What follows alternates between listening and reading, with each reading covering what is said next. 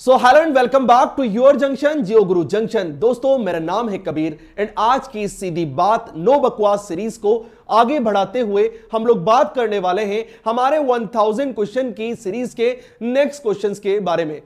उससे पहले मैं आप लोगों को बताना चाहूंगा दोस्तों कि हम लोग जो प्रिपरेशन कर रहे हैं वो कर रहे हैं ज्योग्राफी सब्जेक्ट से, जो कि इंपॉर्टेंट है आरपीएससी ग्रेड फर्स्ट एग्जाम के लिए और नेट जेआरएफ एग्जाम के लिए। हम लोग बात करेंगे पेपर 2 ज्योग्राफी से, जिसके अंदर हम लोग सबसे पहले जो है वो इंडियन ज्योग्राफी भारत के भूगोल की बात करेंगे। उसके बाद में हम लोग राजस्थान के भूगोल, राजस्थान की ज्योग्राफी की भी बात करेंगे। आप लोग हमारे साथ में शुरू से लेकर एंड तक जरूर जुड़े रहिएगा, क्योंकि आज की क्लास आपके लिए काफी ज्यादा इंपॉर्टेंट होने वाली है। तो चलिए स्टार्ट करते हैं आज की इस क्लास को और जानते हैं उन क्वेश्चंस के बारे में। दोस्तों जैसा कि आप लोग जानते हैं कि प्रीवियस क्लास के अंदर मैंने आप लोगों को एक क्वेश्चन दिया था और उस एक क्वेश्चन का मैंने आप लोगों से आंसर पूछा था कि आप लोगों को कमेंट बॉक्स के अंदर बताना है कि इस क्वेश्चन का करेक्ट आंसर क्या होने वाला है। ओके, क्वेश्चन था दोस्तों कि जननांकीय धमाके का काल माना जाता है। What is considered to be the period of demographic explosion. आप लोगों को इसका करेक्ट आंसर को कमेंट बॉक्स में जरूर बताना है, क्योंकि इससे आप लोगों का भी कॉन्फिडेंस लेवल जो है वो बढ़ेगा और हमें भी एक एस्पिरेशन मिलेगा ऐसे ही क्लासेस को कंटिन्यू रखने का। 1, 2 एंड 3 दोस्तों इस क्वेश्चन का करेक्ट आंसर होने वाला है। सबसे पहले अगर हम लोग आंसर की बात करें तो वो है हम लोग का ऑप्शन नंबर डी, यानी कि 1950 से सन 2000 का जो टाइम पीरियड था, ये टाइम पीरियड जो है ये जननांकीय धमाके का काल माना जाता है। पर यहां सवाल यह बनता है कि जननांकीय धमाका जो होता है ये एक्चुअली होता क्या है, पहले उसको भी जान लेते हैं हम लोग। ये है इसका करेक्ट आंसर। तो चलते हैं इसकी व्याख्या को जानने के लिए, इसके एक्सप्लेनेशन पार्ट को जानने के लिए। जैसा कि आप सभी लोग जानते हैं, आप लोगों ने जो डेमोग्राफिक ट्रांजिशन थ्योरी जो है वो जब पढ़ी होगी तो आप लोगों ने एक चीज उसमें जरूर पढ़ी होगी कि जो डेमोग्राफिक ट्रांजिशन थ्योरी होती है या जो जननांकीय जो धमाका होता है, इसका एक फिक्स पीरियड होता है जिसके अंदर जो अशोधित जन्म दर होती है वो काफी हाई हो जाती है। उसकी जो दर है, जो रेट है, बहुत ज्यादा हो जाती है नॉर्मली रेट से, और अशोधित मृत्यु दर जो होती है वो काफी कम हो जाती है, जिसकी वजह से जनसंख्या में एकदम बढ़ोतरी देखने को मिलती है। यहां पर जो 3 स्टेजेस जो हैं वो हम लोग उसकी बात करेंगे और उन स्टेजेस के अंदर हम लोग उसके कुछ कंट्रीज के एग्जांपल भी लेंगे।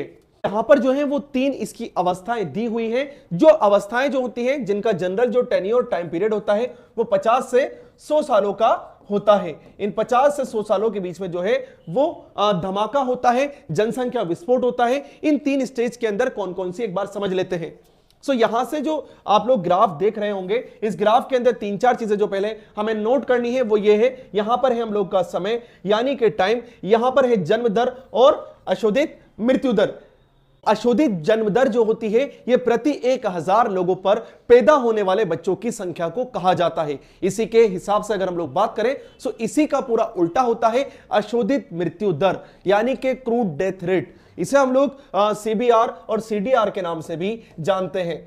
ये हम लोग के अशोधित जन्म दर यानी कि क्रूड बर्थ रेट, और ये है हम लोग की सीडीआर क्रूड डेथ रेट। और वही यहां पर जो है वो मेंशन की हुई है कि इसके अंदर आप लोग देखेंगे कि जो पहली जो अवस्था होती है, इस अवस्था के अंदर जन्म दर काफी ज्यादा होती है, और उसी के साथ में आप लोग यहां ग्राफ देख रहे होंगे कि इसके अंदर जो जन्म दर और मृत्यु दर है ये दोनों कहीं ना कहीं समान लेवल के ऊपर बढ़ रही हैं। अगर फॉर एग्जांपल मैं आप लोगों से बात करूं कि किसी भी एक निश्चित क्षेत्र के अंदर, किसी भी एरिया के अंदर अगर 1000 लोगों के ऊपर 100 बच्चे जो हैं वो पैदा होते हैं, तो उसी 1000 लोगों के अंदर जो है वो 50 बच्चे जो हैं वो उनकी मृत्यु भी हो जाती है। यहां पर आप लोग देख सकते हैं कि 100 बच्चे जो हैं वो 1000 लोगों पर पैदा हो रहे हैं, पर उसी जगह पर जो है वो मृत्यु दर भी काफी ज्यादा है। यहां पर जो भी मैंने आप लोगों को ये बताया है, जस्ट एक एग्जांपल को, एक उदाहरण को लेकर बताया है, उस चीज को आप लोगों को यहां पर अप्लाई कर देना है।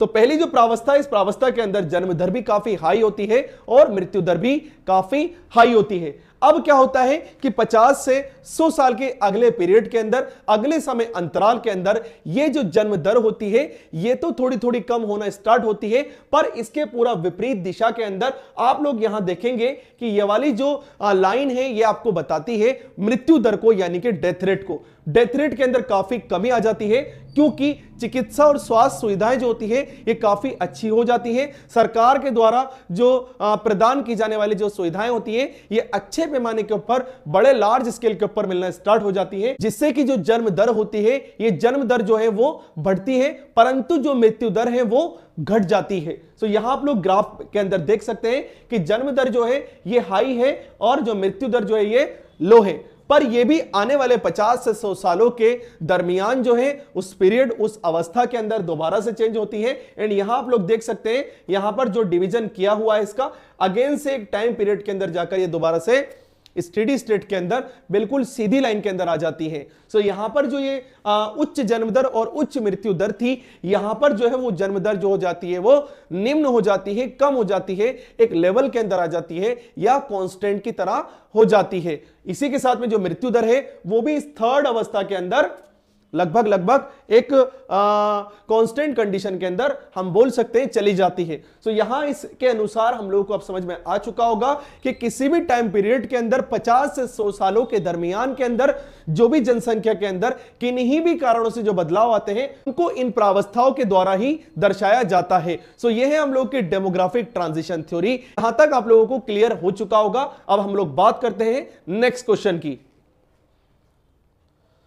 सो दोस्तों नेक्स्ट क्वेश्चन जो है वो भी काफी इंटरेस्टिंग क्वेश्चन है और काफी आसान क्वेश्चन है, परंतु ये जो क्वेश्चन है इस क्वेश्चन का आंसर जो है ये वही स्टूडेंट्स दे सकते हैं जिन लोगों ने मानव भूगोल को, ह्यूमन ज्योग्राफी को थोड़ा सा अच्छा डिटेल के अंदर पढ़ा होगा। यहां पर हम लोग को दिया गया है श्रमता उपागम। अब श्रमता उपागम जो है वो क्या होता है उसकी हम लोग थोड़े से अभी आगे बात करेंगे, पर उससे पहले इसके करेक्ट आंसर को जान लेते हैं। आप लोगों को कमेंट बॉक्स के अंदर बताना है कि इस क्वेश्चन का करेक्ट आंसर क्या होने वाला है। 1, 2 एंड 3। सो दोस्तों इसका करेक्ट आंसर जो है वो है ऑब्वियसली डॉक्टर अमर्त्य सेन, यानी कि ऑप्शन नंबर सी। नोबेल पुरस्कार विजेता अर्थशास्त्री, हमारे देश के गौरव डॉक्टर अमर्त्य सेन ने क्षमता उपागम जो है, जो कैपेबिलिटी अप्रोच है वो दी थी। अब हम बात करते हैं कि क्षमता उपागम क्या होता है। सो दोस्तों जैसा कि आप लोग जानते हैं कि जो क्षमता होती है, जो कैपेबिलिटीज होती है, ये कैपेबिलिटीज हम लोगों को दर्शाती और बताती है कि किसी भी क्षेत्र विशेष के अंदर अगर किसी व्यक्ति को उसकी क्षमताओं के अनुसार ढाला जाए, उसको कुशल बनाया जाए, उसको स्किल्ड बनाया जाए, तो वो अपनी क्षमताओं के अनुसार ढल जाता है और अपने जीवन को सार्थक जीवन में बदल डालता है। तो अगर गवर्नमेंट जो है, सरकारें जो है दुनिया के विभिन्न देशों की, अगर व्यक्ति की क्षमताओं के ऊपर काम करती है, उसको कार्य कुशल बनाती है, उसको स्किल्ड बनाती है और उसके विकास के अंदर बढ़ोतरी करती है, तो कहीं ना कहीं जो व्यक्ति होता है वो सार्थक जीवन जो है वो अच्छे से जीता है। सो एक बार जो है वो और डिटेल के अंदर भी जान लेते हैं इस क्वेश्चन को और इसकी व्याख्या को भी देख लेते हैं कि और कौन कौन से जो महत्वपूर्ण 4 उपागम है वो उपागम किसने दिए हैं, उन उपागमों का मेन जो है कार्य क्या है। सो सबसे फर्स्ट जो है वो है हम लोग का आय उपागम। दोस्तों जैसा कि आप लोग यहां देख पा रहे होंगे कि जो मानव विकास है, जो ह्यूमन डेवलपमेंट है, इसके 4 मोस्ट इंपोर्टेंट जो है वो अप्रोचेस है, उपागम है, जिसके अंदर सबसे पहला जो है वो है आय उपागम, जो कि सबसे पुराना उपागम भी है। दूसरा है वो है कल्याणकारी उपागम। तीसरा जो है वो है न्यूनतम आवश्यकता या फिर आधारभूत आवश्यकता उपागम। अगला है हम लोग का क्षमता उपागम और इसी का विकास जिसकी अभी हम लोगों ने बात की है वो किया था नोबेल अर्थशास्त्री डॉक्टर अमर्त्य सेन ने। तो सबसे पहले यहां पर हम लोग बात कर लेते हैं कि आय उपागम क्या होता है। दोस्तों हमेशा से ही ऐसा माना जाता रहा है कि अगर व्यक्ति की आय जो है वो अच्छी होगी, उसके अंदर बढ़ोतरी की जाएगी, तो व्यक्ति का जो है वो चहुं ओर जो है वो विकास होता रहेगा और व्यक्ति जो है वो अच्छा और सार्थक जीवन बिता लेगा। यानी कि उसकी जरूरतें जो है वो उसकी आय जो है वो निर्धारित करती है। सो उस उपागम को कहा जाता है आय उपागम और इस उपागम को जो है वो परिभाषित किया एक गुड स्केल के ऊपर, वो थे डॉक्टर महबूबुल हक, जो कि हमारे जो पड़ोसी देश पाकिस्तान है उसके अर्थशास्त्री थे।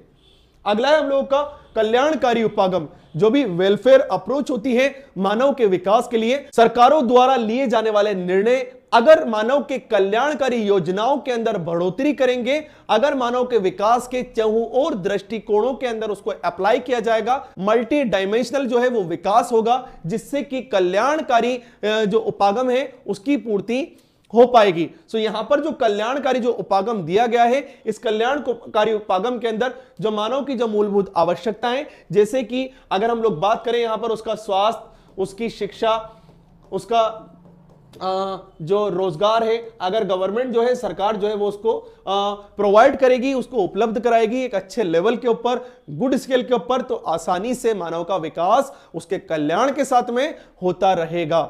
नेक्स्ट है हम लोगों का न्यूनतम आवश्यकता, मिनिमम रिक्वायरमेंट या फिर आधारभूत आवश्यकता उपागम। इस उपागम के अंदर जो है वो 6 अलग अलग पैरामीटर्स जो है, 6 चीजें जो है वो निर्धारित की गई हैं। और दोस्तों इसका जो विकास है वो किया गया था ILO के द्वारा और IMF के द्वारा, अंतरराष्ट्रीय मुद्रा कोष के द्वारा और इंटरनेशनल लेबर ऑर्गेनाइजेशन के द्वारा इसका विकास किया गया था। इसके अंदर जो मानव की 6 आधारभूत आवश्यकताएं जो होती हैं, 6 बेसिक रिक्वायरमेंट जो होती है, उनके बारे में बात की गई है। जिसके अंदर अगर हम लोग बात करें नंबर फर्स्ट की तो वह आती है रोटी, अगर हम लोग बात करें नंबर सेकंड की तो वह आता है कपड़ा, अगर हम लोग बात करें नेक्स्ट की तो आता है हम लोग के मकान। तो यानी कि जो रोटी कपड़ा मकान है ये आधारभूत आवश्यकताओं में सबसे पहली आवश्यकताओं की लिस्ट में आते हैं। अगली अगर हम लोग बात करें तो वो आता है हम लोग के शिक्षा, फिर अगर हम लोग बात करें तो आता है हम लोग के स्वास्थ्य, फिर अगर हम लोग बात करें तो वो आता है हम लोग के स्वास्थ्य, फिर अगर हम लोग बात करें नेक्स्ट की तो आता है हम लोग का स्वच्छ जल। सो ये 6 जो है वो मानव की आधारभूत आवश्यकता है, जिन आवश्यकताओं को सरकारों को प्रोवाइड कराना, उनको उपलब्ध करवाना, ये उनकी रिस्पॉन्सिबिलिटी और उनकी जिम्मेदारी है। अब अगर हम लोग बात करें नेक्स्ट की नंबर 4 की क्षमता उपागम।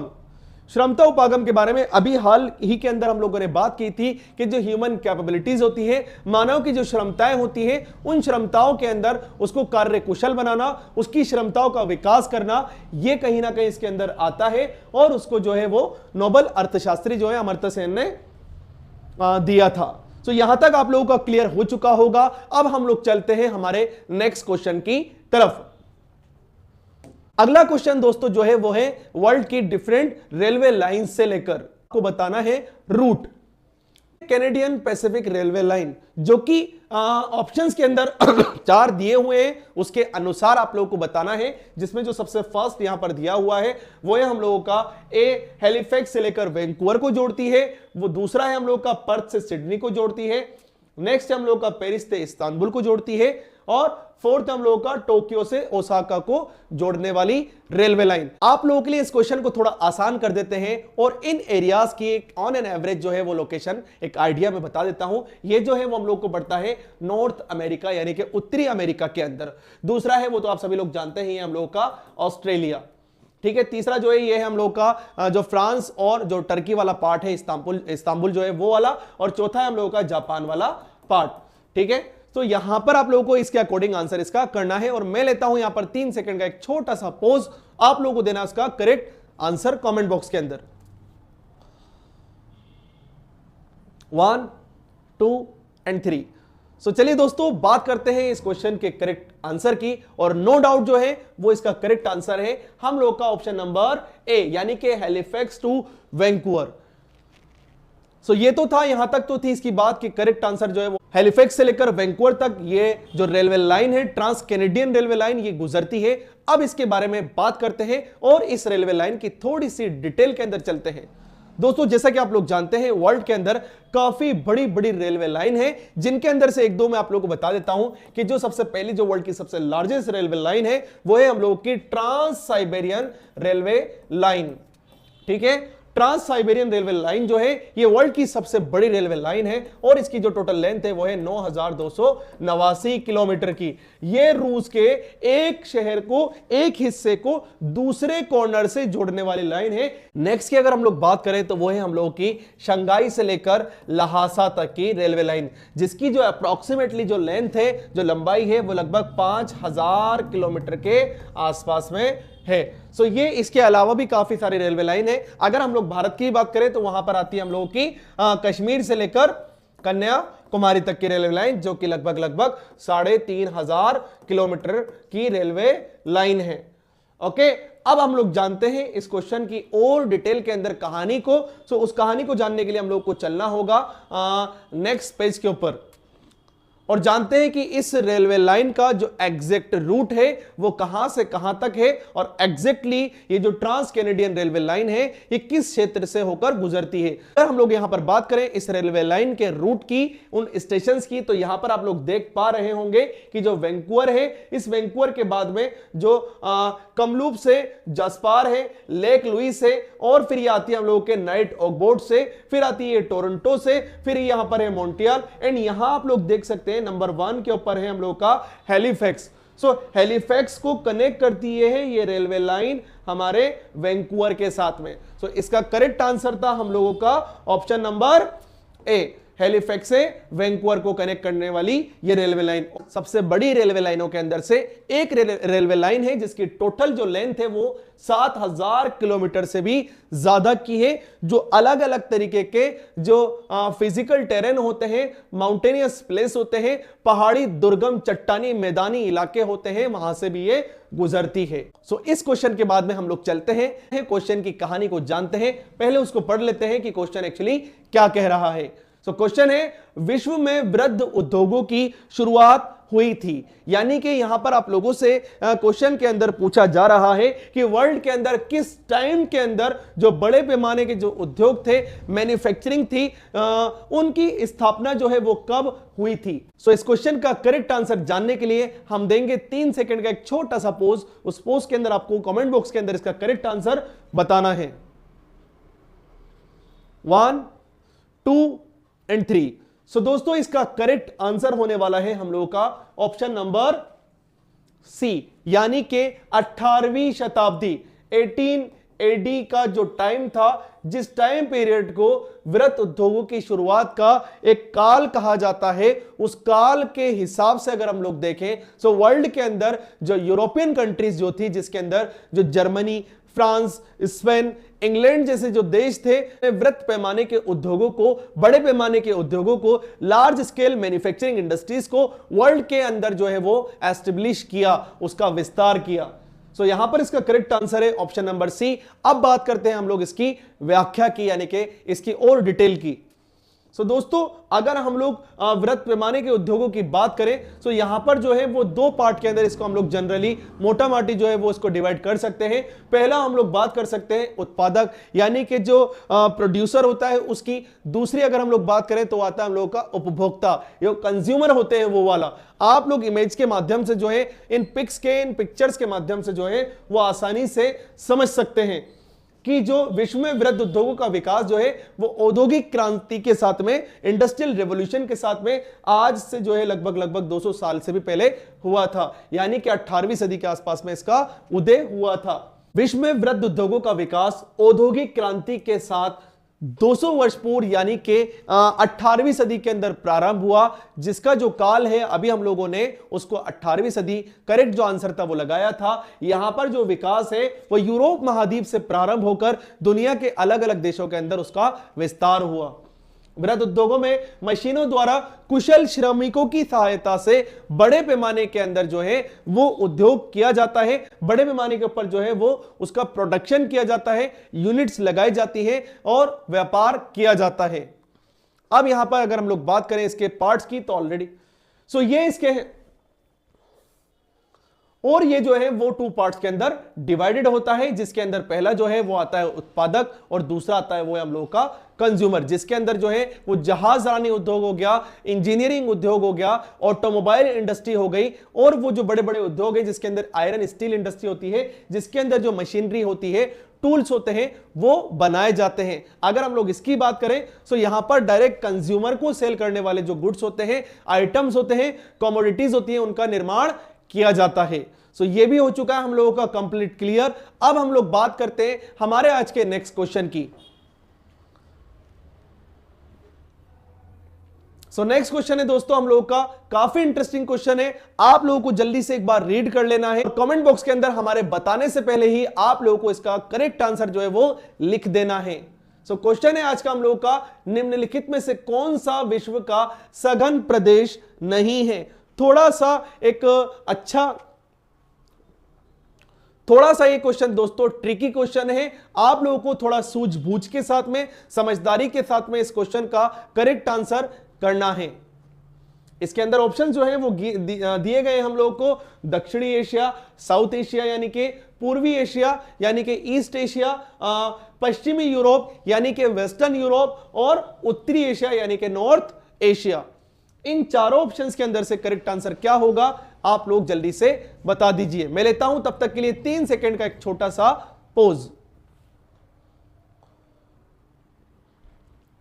1 2 एंड 3। सो दोस्तों इसका करेक्ट आंसर होगा हम लोगों का ऑप्शन नंबर डी यानी कि उत्तरी एशिया, नॉर्थ एशिया यानी कि एशिया का उत्तर पूर्वी हिस्सा, जिसके अंदर सबसे बड़ा पार्ट जो है वो आता है रूस का, जिसके अंदर साइबेरिया जैसे जो प्रदेश है, जो कंप्लीट ठंडे प्रदेश है वो आते हैं, जो कि दुनिया के अंदर सबसे कम सघन प्रदेशों के अंदर लिस्ट के अंदर सबसे टॉप के ऊपर आते हैं। इसके अलावा जो है रूस के आसपास के अंदर जो छोटे छोटे बसे हुए शहर और देश हैं जैसे कि कजाकिस्तान, उज्बेकिस्तान, किर्गिस्तान, चेचन्या और ताजिकिस्तान एंड जो छोटे छोटे आसपास के एरियाज हैं वो भी इसके अंदर काउंट होते हैं।